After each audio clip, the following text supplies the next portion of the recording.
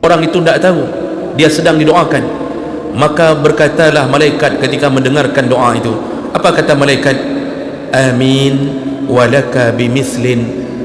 Kabulkanlah ya Allah doa orang ini kepada sahabatnya, dan engkau pun mendapatkan kebaikan yang sama.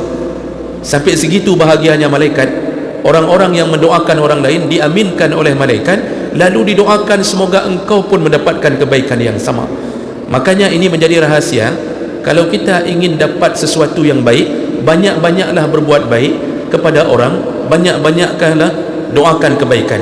Mau dapat anak bagi yang belum diberi anak, doakanlah orang lain supaya banyak-banyak dapat anak. InsyaAllah malaikat menjawab doa kita dengan berikanlah yang sama untuknya ya Allah.